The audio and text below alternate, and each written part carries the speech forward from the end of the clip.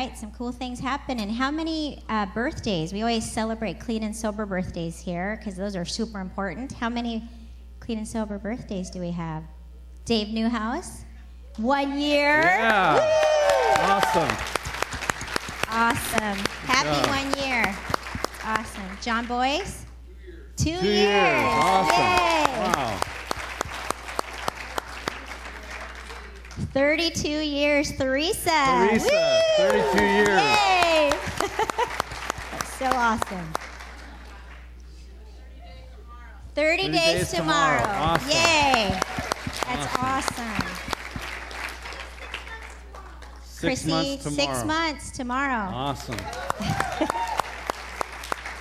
Jeremiah. 5 months on the 24th. Yay. Wow. In the back? 7 months? Awesome. Awesome. Yay. Any more? One more? 1 year. That's Awesome. right. Yay, Chris. That's awesome. What's that? 30 Awesome. days, Chad. Yay. Good job, That's brother. so great.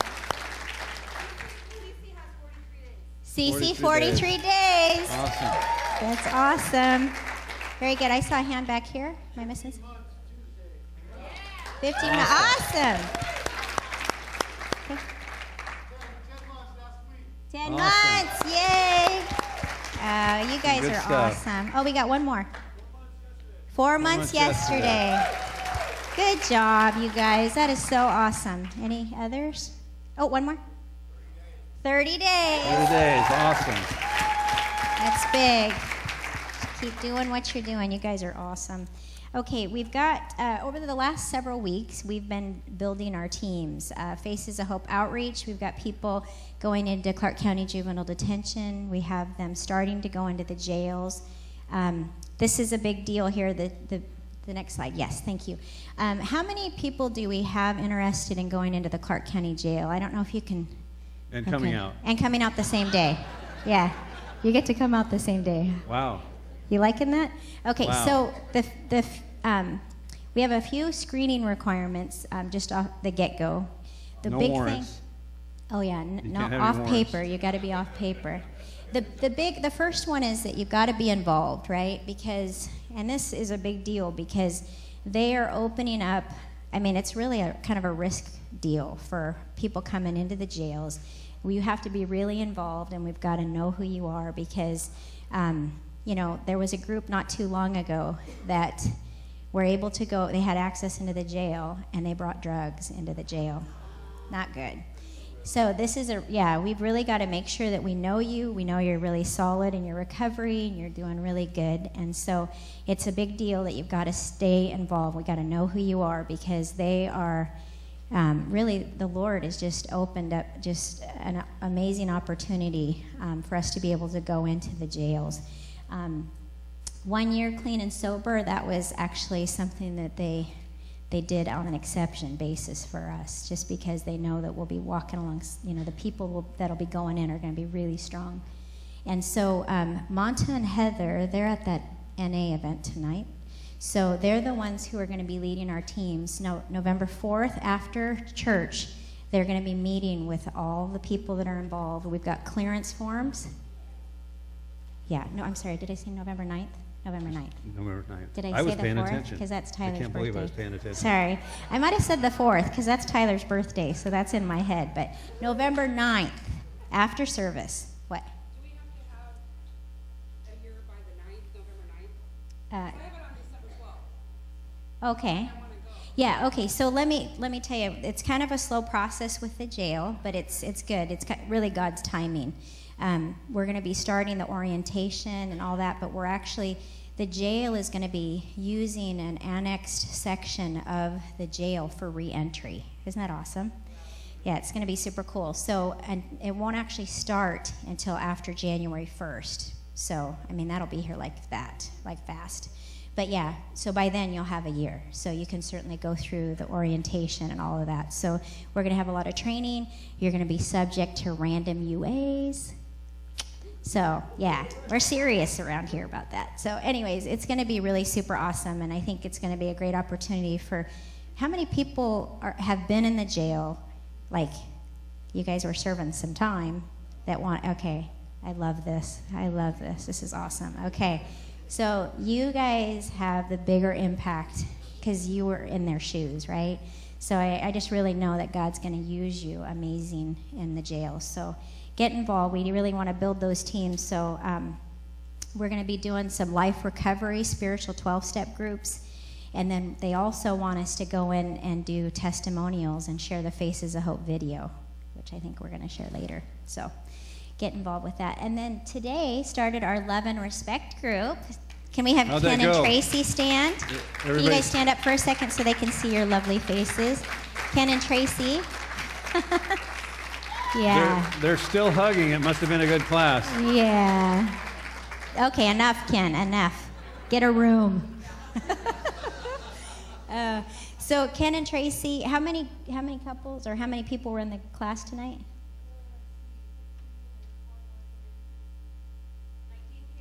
19 came. Awesome. And then I think you said 3 more couples are going to show up, right? Awesome. Okay, so that's next week before service, 4:30 to 5:45. And our last announcement is super cool. Juvie has an alternatives initiative, juvenile detention alternatives initiative, and they're going to actually be starting what they call evening reporting. And Janet, can you please stand a minute? She's on, oh, I'm sorry, your back's hurting. So Janet, if you guys are interested, all we really need to do is have you guys commit to making a meal for 10 of the kids. They're doing some really cool things as an alternative to locking these kids up. They're going to be doing this at the Boys and Girls Club off of Plamondon.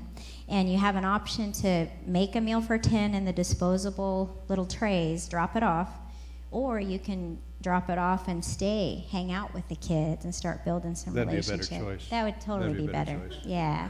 We need that, 'Cause our right, people like to Janet? eat Yeah. anyway. They'd So wanna eat with please, if you can, it's going to start the first week of December, and if we can get enough people signing up to do this, then it won't really be a big deal for us. But we really need to try to get these kids fed, you know.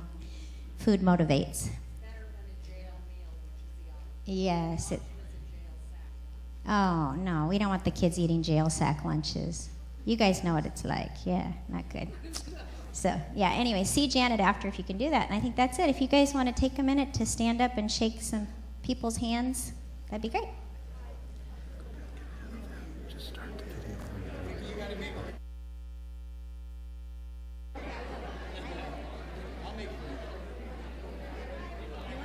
Remind them about the harvest party tomorrow. That's a big deal. So we'll just leave this here so you remember harvest party. So you want to have them ready with that? Yeah, go ahead. Okay.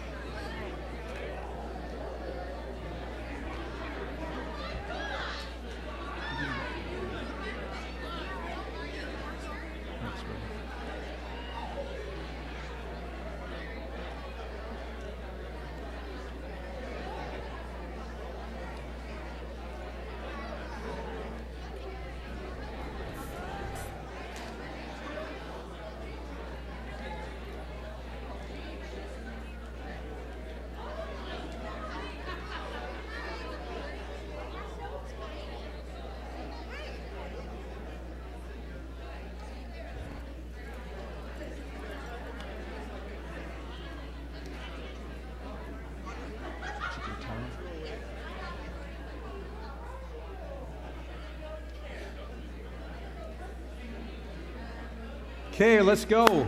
Are you ready? Ready to hear the word? 'Cause that's what's going to change your life. So come back and we'll. I'm excited with what I'm going to share with you tonight. Before I share this, I want to just share for our friends from Lifeline. I wanted to share with you the transforming power that God can make in your life. And we have a little video that we've put together. A lot of you have already seen this, but it always is good to just sort of go back and see this again and really revisit the fact that you are a brand new person in Christ. So let's go ahead and roll this.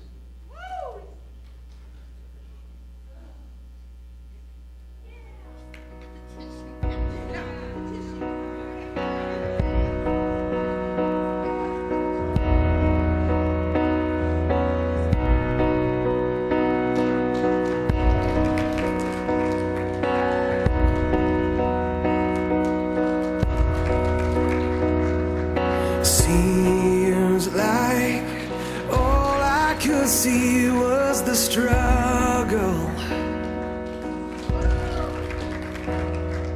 Haunted by ghosts that lived in my past.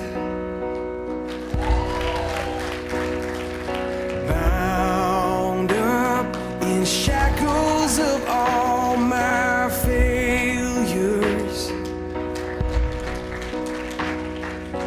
Wondering how long is this gonna last? And you look at this prisoner and say to me, son, stop fighting a fight, it's already been won. And I am redeemed. You set me free. So I'll shake off these heavy chains and wipe away every stain. I'm not who I used to be. I am redeemed. I'm redeemed. All my life I have been called worthy. Named by the voice of my shame and regret. But when I hear you whisper, child, lift up your head, I remember, oh God, you're not done with me yet. I am redeemed. You set me free. So I'll shake off these heavy chains and wipe away every stain. Now I'm not who I used to be, because I don't have to be the old man inside of me, 'cause his day is long dead and gone. Because I've got a new name, a new life, I'm not the same, and a hope that will carry me home. I am redeemed. You set me free. So I'll shake off these heavy chains and wipe away every stain, 'cause I'm not who I used to be. I am redeemed. You set me free. So I'll shake off these heavy chains and wipe away every stain. Now I'm not who I used to be. Oh God, I'm not who I used to be. Jesus, I'm not who I used to be. 'Cause I am redeemed.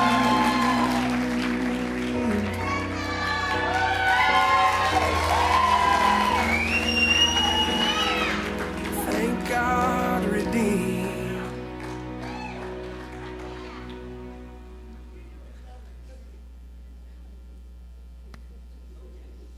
Would you pray with me?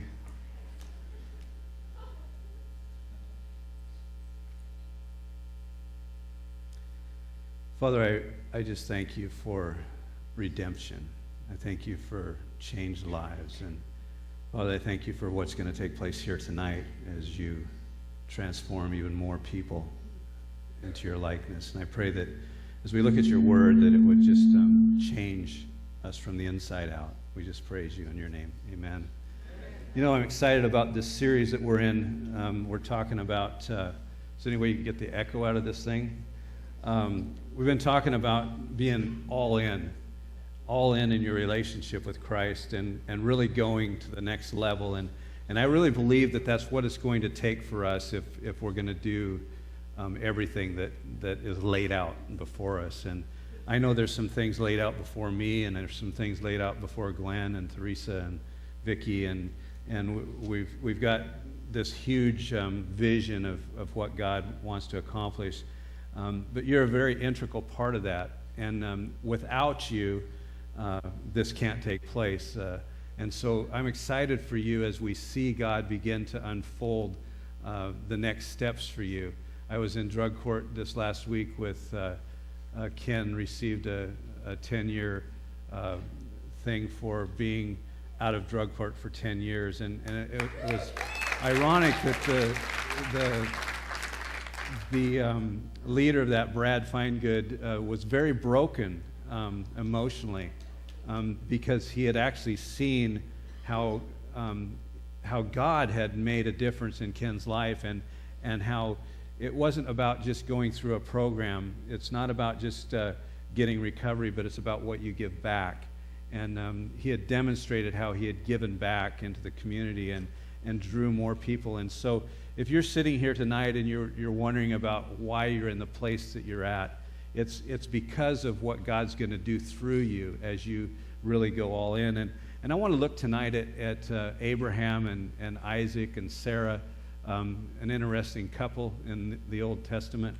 And we're going to look in the next couple of weeks at Caleb and some others, and really hone in on what I believe is going to be life-changing for you, and it's also going to be life-changing for me. And at the end of this, I think we're probably going to do some baptisms. Would that be all right, Glenn, if we set up the pool up here, and we'll be doing some baptisms for you that really want to jump in with both feet, probably in a couple weeks. So how many of you would want to get baptized if we did that? We've got probably 4 or 5, 6, maybe 10 right now, and as this goes, there will be even more, because I know that some of you are just going to go nuts over what we're going to share with you even tonight.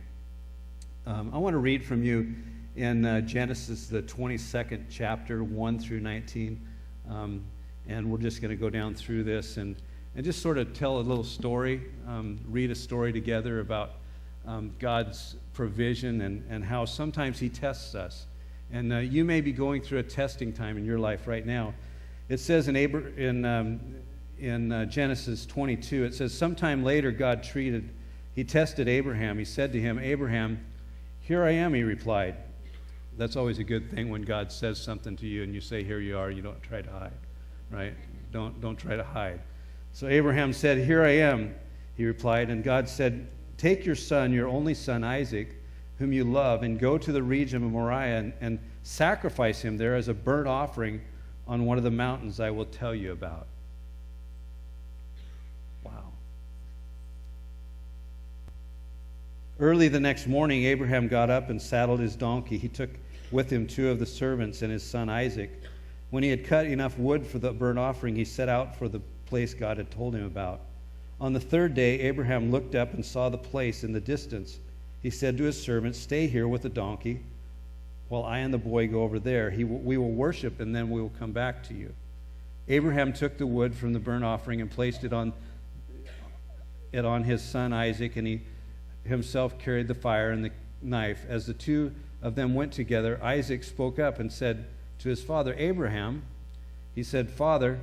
Yes, my son, Abraham replied. The fire and wood are here, Isaac said, but where is the lamb for the burnt offering? Abraham answered, God himself will provide the lamb for the burnt offering, my son. And the 2 of them went on together. When they reached the place God had told him about, Abraham built an altar there and arranged the wood on it. He bound his son Isaac and laid him on the altar on top of the wood. Then he reached out his hand, took the knife to slay his son. But the angel of the Lord called out to him from heaven, Abraham, Abraham. Here I am, he replied. Do not lay a hand on your boy. He said, do not do anything to him. Now I know that you fear God, because you have not withheld from me your son, your only son. Abraham looked up, and there in a thicket he saw a ram caught by its horns. He went over and he took the ram and he sacrificed it as a burnt offering instead of his own son. So Abraham called that place, the Lord will provide. And to this day it is said, on the mountain of the Lord it will be provided. The angel of the Lord called to Abraham from heaven a second time and said, I swear by myself, declares the Lord, that because you have done this and have not withheld your son, your only son, I will surely bless you and make your descendants as numerous as the stars in the sky, as the sands of the seashore. Your descendants will take possession of the cities of their enemies, and through your offspring all the nations of the earth will be blessed because you have obeyed me.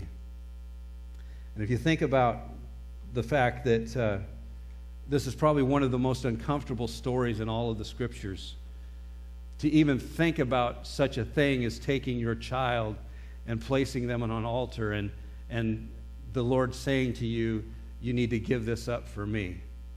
And the interesting thing is if you go back in Abraham's life and in Sarah's life, there was many times that God had come to them and told them things that he was going to promise them. And there was also a time that they actually took things into their own hands and tried to get a son their own way, and it didn't really work out so well. And it would really be good for you to go back and read some of those accounts. And what I want to talk to you tonight is the fact that if you think about the tension in this story and the revelation that God is trying to reveal to them and to us is it was only a test, right? It was only a test of Abraham's faithfulness. And I guess my thing to you tonight would be is what is God using in your life to test you with? What are the things that he's asking you to give up? What are the things he's wanting you to submit to? And Abraham, I mean, if you grew up between 1963 and 1997, you'd always hear on the radio station or the television station, this is the emergency broadcasting test, and they have that beep, right?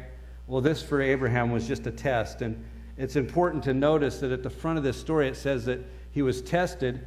And if you think about it, God never really intended for Abraham to sacrifice his son. And even though we can probably understand that culture of that day was sort of weird, and it was pagan religions, and there was all kinds of crazy sacrifices and things happening. So in that culture, it wasn't hard to think about. But God never really intended for that to happen. And I believe that there are moments that God will test us. And in this story, it's about Abraham's character, not so much about God's character. And so tonight for you, it's really about what is your character like. The ultimate test for Abraham was really when you think about this child that was given to them. And way back, it was interesting that God had promised them that you're going to have a child and your descendants are going to be as numerous as the sands of the seashore and as the stars. And he took him outside and he said, look up and see those stars. That's how many descendants you're going to have. And so for Abraham at that point in his life, when God came to him and says, I want you to give this up, he's got to be scratching his head going, I don't understand this, God. You gave me this son, and how is this possibly going to happen? And I'm here to tell you tonight that there's some things that you are embarking on, and especially I believe for people that are in recovery, is that God has a mandate on your life. And as I said before about Ken giving back, there's many of you in this congregation tonight that are about that are giving back. But God is going to test you with the things that he gives you to see if you're willing to give it back, right? And so what I want to talk to you tonight about is that exact thing. I mean, I think God wanted to see if he would give it up. And if we aren't careful, the gifts that God gives us can become idols. They really can. Because we all like to get blessed, right?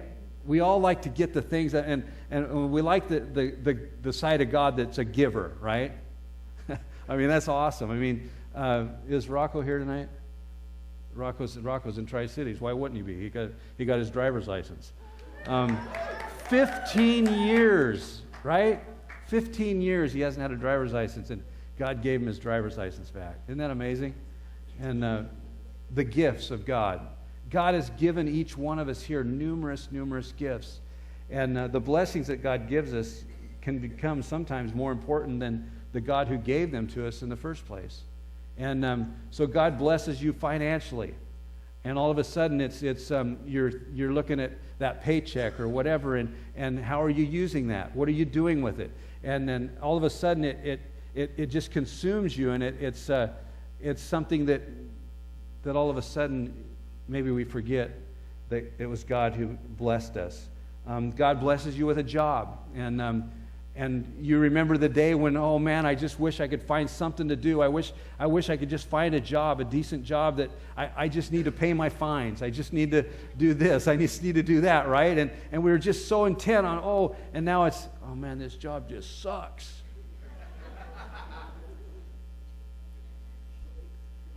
Did I just hear that? Yeah, I have heard that. Oh, this job just sucks. But what about that fine that you were able to pay last week that now you're not getting called by you know who, right? And all of a sudden it's that job that we wanted so bad, and we forget that God had blessed you with that job, and he had opened that door, and that was a gift from God. And if we aren't careful, maybe even then you're putting all your energy in that job, and I got to do this job, and I got to do this and this and this, and then all of a sudden you become somebody in that job. Maybe you get a position that's high in that job, and people are looking at you, and wow, there's somebody, right? And you even start dressing a little nicer, and all of a sudden, you're somebody, and all of a sudden you feel like, wow, this is pretty cool. I'm somebody, and all of a sudden it's you're somebody and God's nobody. Right?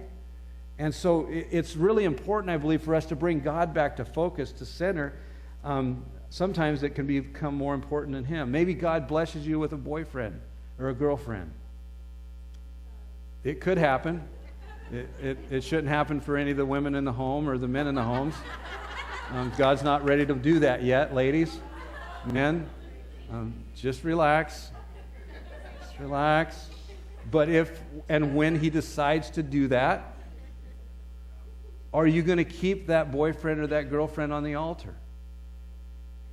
Are you going to keep that boyfriend or that girlfriend in a place of honor? Are you going to keep that relationship in the right way? Are you going to honor God in that relationship? Is God going to still be number one in that relationship? Maybe God blesses you with a husband or wife. We're learning about love and respect right now. You probably ought to go to that class and learn where God falls into the chain of events and those relationships. Very, very important. But the moment that the gift becomes the idol is the moment that we start falling short. Another way of saying it is, you see, God is the end-all and the be-all. He really is. And if we can focus on Him tonight, if we're not careful, our relationship with God can become selfish in nature, and God can all of a sudden become the means to the things that you want. It's like, oh, God, bless me with this. Oh, God, bless me with that. And all of a sudden, it's about what can I know? What can you give to Him? What is He asking you to give to Him? As I've found in my life that the more I give, the more I just say, God, what do you want to do next? The more He just blows my mind. Just blows my mind. So instead of worshiping God, you begin to worship those gifts that He has given you. And I believe that the all-in test is because God wants to see, just like Abraham, who's more important to you, the gift that I gave you, your son? And there will be moments where God will test us to determine whether or not we're all in. But here's the turning point for me. I think many years I had what I described as an inverted relationship with God. It was a relationship where I got all these plans. What do you think, God? This could be pretty cool, isn't it?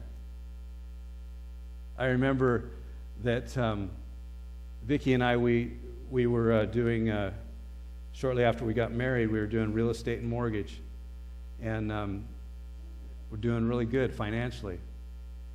And had this plan, had this goal. Wanted God to be in on it. Bought a piece of property and built a big house, and was going to subdivide this and subdivide that and pay for this and pay for that and figure this out and do all this stuff. And And all in the guise of, okay, we want to minister to people. Built a great big house.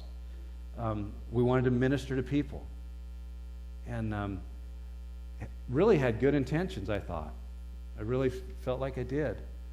We were feeling like we were doing the right things, and things were going along really well, and then all of a sudden the market crashed, right?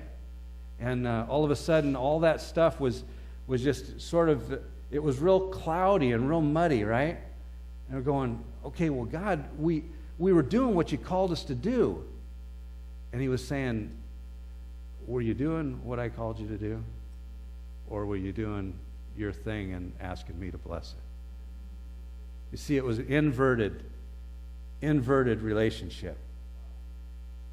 Were you really, and so it came down to the day that, I remember the day as if it was yesterday that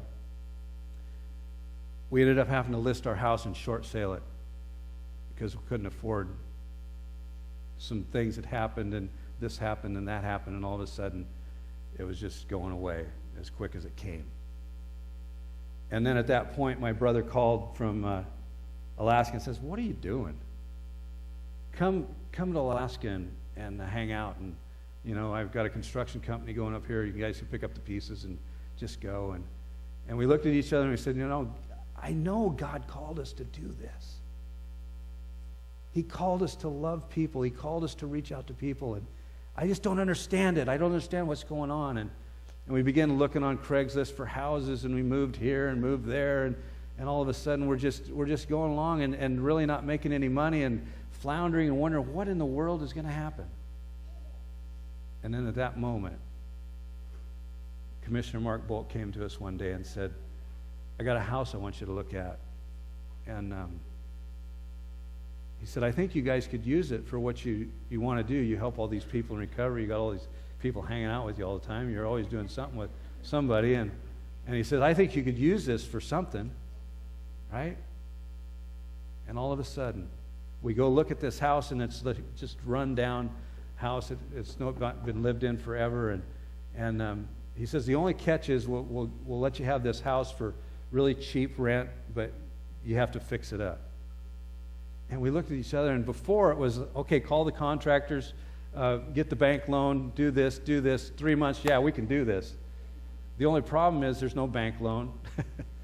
There's no contractors. There's no money. And we looked at each other and said, well, how can we do this? What happened is it was a test. And God said, just trust me. Just like Abraham. Trust me. Right? Took 3 years, all done on volunteer labor, volunteer materials, and God put the house together, the Grace Lodge. Many of you have been there. A lot of the girls live there today. I would have never dreamed that could have taken place. But you see what happened? We had the opportunity to say, okay, we're out of here. Let's go to Alaska and continue doing what? No. We said, God, what do you want to do next? And through that, God has done amazing things. And that isn't to say that I don't doubt sometimes. I still have times where I doubt, times where I wonder, is this really happening? You see, going all in is saying to God, I'm willing to go wherever you want me to go and do whatever you want me to do. Are you willing to say that tonight? Are you willing to really say, are you willing to say, I will go anywhere you want me to go? And I think a lot of times we think, well, God's going to send me to Africa or somewhere, so I don't really want to say that.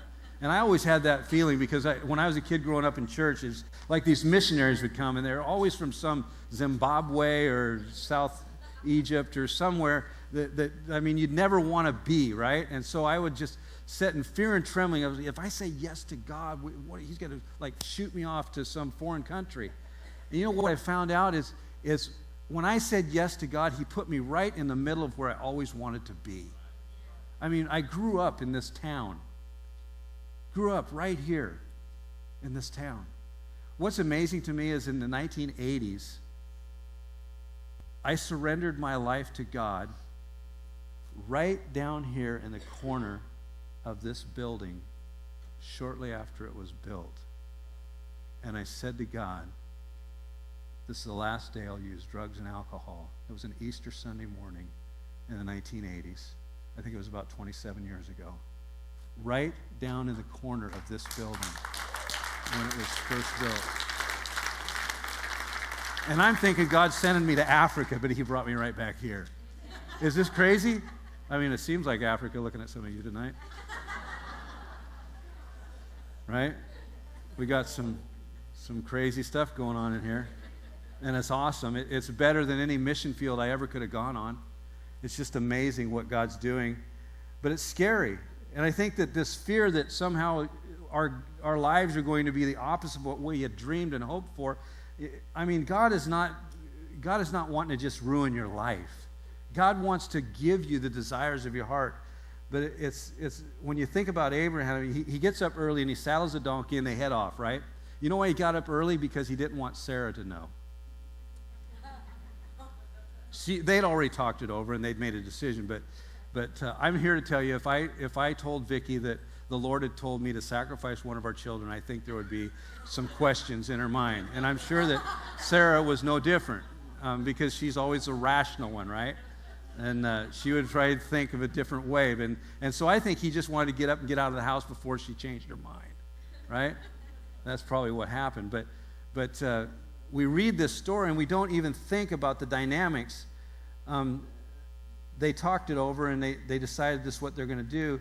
But this isn't just a story of Abraham going all in. It's about Sarah and Isaac also going all in. And what that tells me is that Abraham's family followed suit because he was the leader of the family. And there's some men in this room that you need to step up and become the leaders of your family so that they'll follow suit. And if you jump in with both feet, they'll jump in with both feet. And it's amazing what God will do. And can you imagine the moment that as Abraham raises a knife to God in this step of faith, and he's raising the knife, and he's got the boy tied to the altar. And he raises the knife, and at that moment, he's wondering, is God really going to...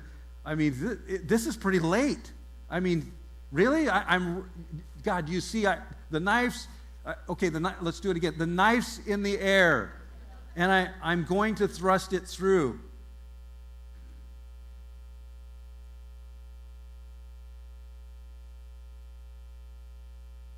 And God said, wait, don't harm him. Stop. Don't do it. He just wanted to see. And Abraham looked up, and there in the thicket, he saw a ram caught by its horns, and he went over and he took the ram and sacrificed it as burnt offering instead of his son. And I'm here to tell you tonight that maybe there's something in your life that God's asking you to sacrifice. What is it? What is he asking you to give up? What would he say to you tonight? Abraham called the place the Lord will provide. And long before he decided to adopt us into his family, he thought of everything, and he provided for us. And if you think about and understand that you're willing to put the things on the altar because you know that God has already made provisions. Can you get that through your mind tonight? That be willing to put everything at his feet because he's already given you the provisions. And I know that's hard to wrap your mind around. It was hard for us to wrap our mind around when we're standing in a 7,500 square foot home looking down through this 7,500 square foot ripped apart house going, okay, how are we going to find the resources to do this? I can remember days where 5 trucks would show up with pallets of tile, carpet, appliances, cabinets, all kinds of different things. And God had already planned in advance the provisions for that to take place. We are no different than you are.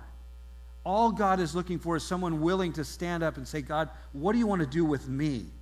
And Abraham knows that God is going to provide. Do you remember when he says, do you remember when he says that we will go and worship and we will come back? We will go and worship. You servants, stay over here. Isaac and I, my son, we're going to go over here and we're going to worship and we're going to come back. There was never a doubt in his mind that he was going to provide because he had provided before. And for you tonight sitting here, there's got to never be a doubt in your mind that he's provided up to this point, he's going to provide before. Some of you are waiting, bated breath to get into detox just a few weeks ago. And God provided a way for you to get in there. Don't forget that he provided that way for you to get in there.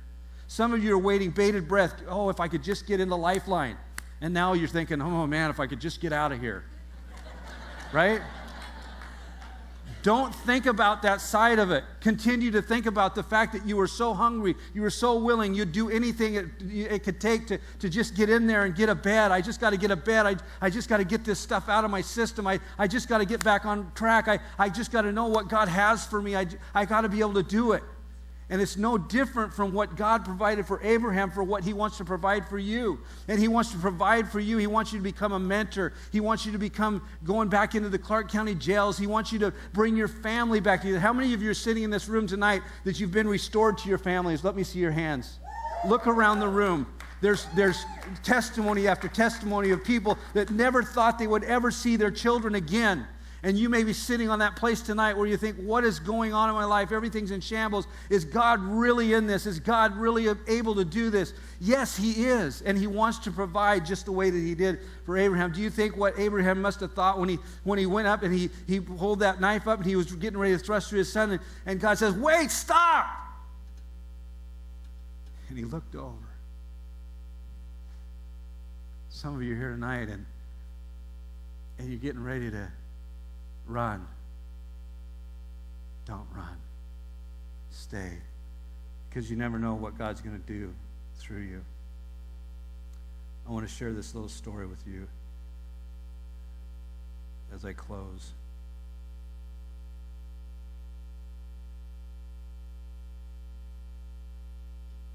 In 1921,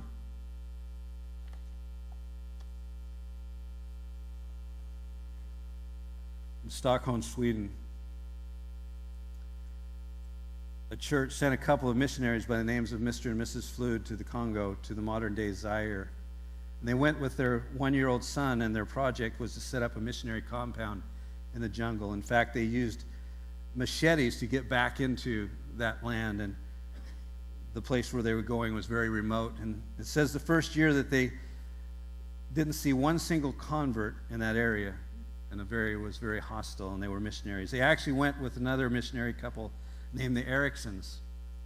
The truth is, people looked to the medicine men and to the witchcraft for spiritual guidance, so they were really pretty much outcasts and really didn't want anything to do with this missionary couple. But there was one little 5-year-old boy that used to come to the back door of the Flood's house, and he would sell chickens every day to Mr. and Mrs. Flood and tell them about the love of they would tell him about the love of Jesus to this little 5-year-old boy. Shortly after he started coming to the house, Mrs. Flood gave birth to their second son, or their second child, a little girl named Aggie. 17 days after she gave birth, Mrs. Flood died, and Mr. Flood was absolutely brokenhearted. He decided to take his son and go back to Sweden, and gave Aggie to the Ericsons and left and never returned to Africa. The Ericsons raised Aggie for a couple of years, and she was their only child. Then when Aggie was about 3 years old, Mrs. Erickson died. Wow. Sometimes we think we have problems. Mrs. Erickson lost it emotionally and spiritually, and he finally gave Aggie to American missionaries named Arthur and Anna Berg, and 3 days later, Mr. Erickson died. It was later discovered that the villagers had poisoned him to death. The Bergs then returned to America and pastored a church in South Dakota, and Aggie grew up and eventually went to Central Bible College. And it was there that she met D.V. Hurst and got married. And eventually D.V. Hurst went on to become a president of Northwest Bible College. Now I want you to fast forward 30 years. D.V. and Aggie Hurst attended the World Pentecostal Conference in London, England. About 10,000 delegates from around the world were gathered at this Prince Albert Hall, and one of the speakers that night was Rugada Naganda, the superintendent of the Pentecostal church in Zaire, where Aggie's parents had been missionaries. And he informed the audience that night that there were hundreds of churches and 110,000 baptized followers of Christ through his outreach. And as he spoke, Aggie did a little bit of mental calculating and afterwards spoke to him through an interpreter. And she asked if he knew of the village where she had been born. And he said he grew up in that very village. In fact, he said, I used to go to the back door of this place. What was it? It was called the Flood's house. And I would sell chickens. And this lady, this sweet little lady, she would tell me about Jesus. And I don't even know if she even had one single convert in all of Africa. But that day, I accepted Christ. And then he said, shortly after that, she died. And it was horrible. And her husband and her son left. And she had this little girl, and her name was Aggie. And I've always wondered whatever happened to her. And through the interpreter, Aggie said, I am her.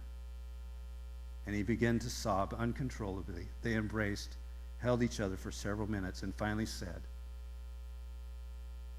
just a few months ago, he said, I placed on your mother's grave, on behalf of the hundreds of churches and thousands of believers in Zaire, thank you for your mother and for letting her die so that so many of us could live. And I wonder tonight,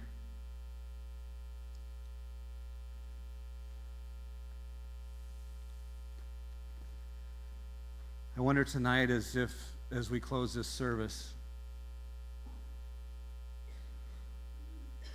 really, what does God have you here for?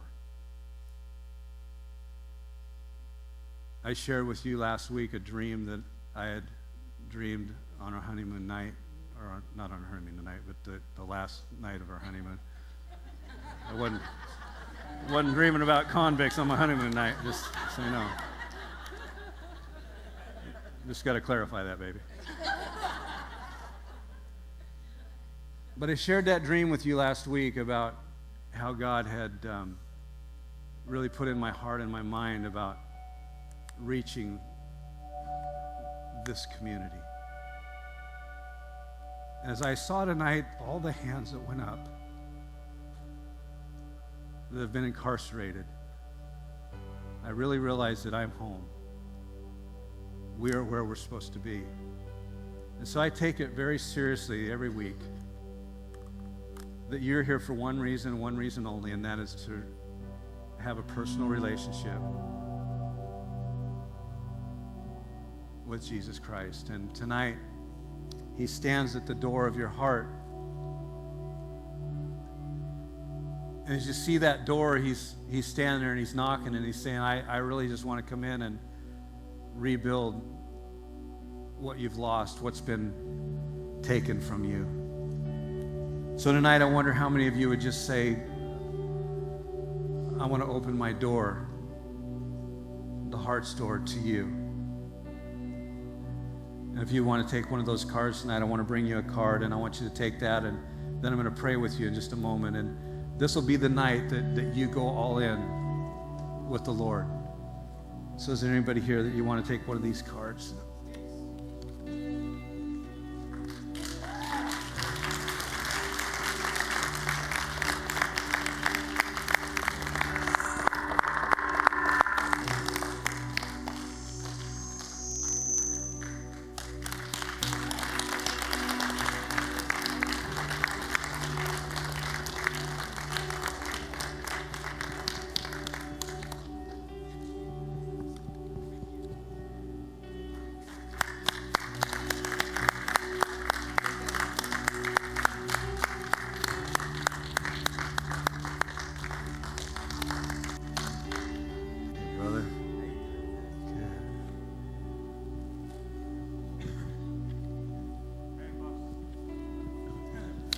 Guy called.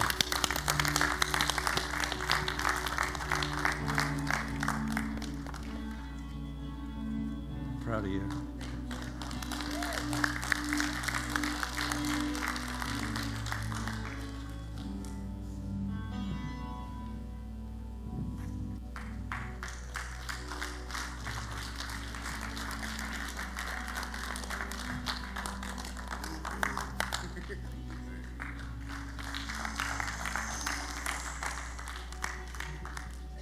I want to just ask something real quick. And I don't want you to raise your hand unless you're really going to do this. How many of you in this room will pray for the people in Lifeline this week? Guys, there's not a reason in this world why you cannot come out the other side and tear it up for the kingdom of God.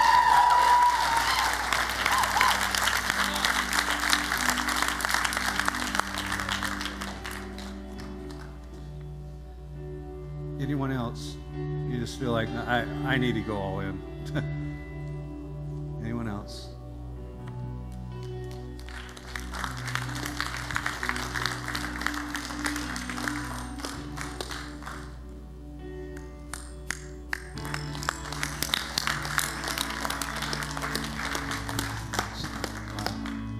Going to have some baptisms here. Boy, this is going to be crazy. Anybody else?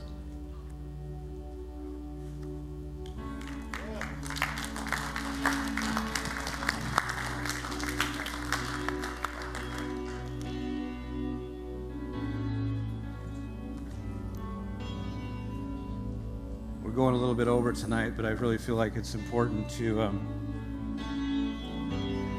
anybody, you just feel like, I've been there's some things that I really just haven't put on the altar. Some things that I haven't just given over to God, and you want to reopen that door tonight. Is anybody here, you want to just say, I got some stuff and I want to just give it over? You want to do that tonight? Anybody else?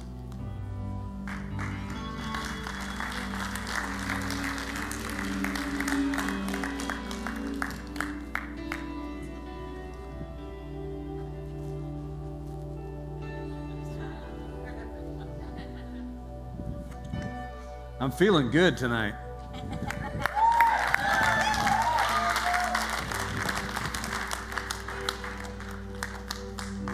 I want you to just I want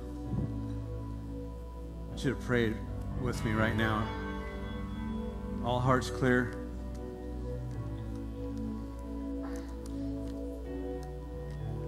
I want you that took a card.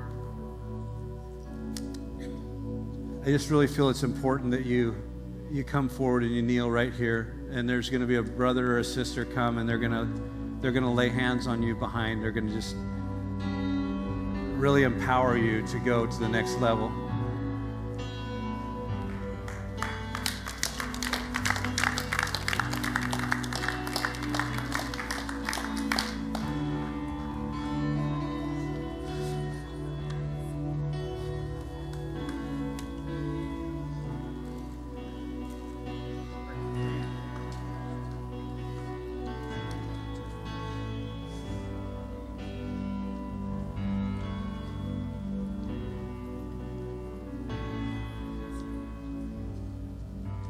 Guys, this is not just something emotional. This isn't just something where you come, and this is something that's life-changing, and God's going to do something supernatural in you right now. You're about to give your life totally and completely over to Him. So I want you to just pray this prayer after me.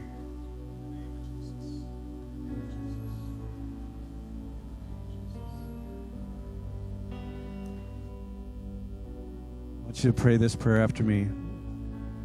Dear Jesus, come into my life, change my heart, forgive my sins, take away all the pain, restore me.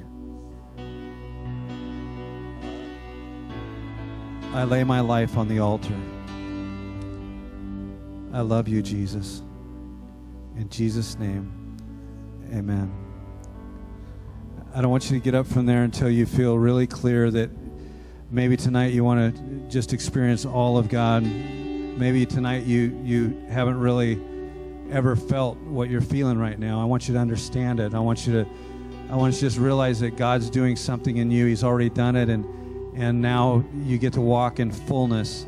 The enemy's going to come to you, and he's going to say that what you did was it was because of the music or it was emotional. No, it's life-changing, it's transforming, it's you've given your heart and your life to God, and now he resides in you, and he's going to start showing you stuff, and it's cool stuff, it's amazing stuff, and so tonight I want you to just ask him from your own heart, and some of you might even not know how to pray tonight, but just talk to him like you talk to your brothers and sisters or your friends, and say, God, I don't know what to do next.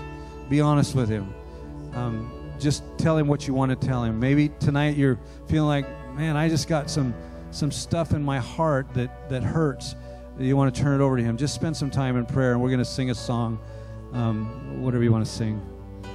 And nothing compares to your embrace, in light of the world forever. And oh, I'm running to your arms, I'm running to your arms.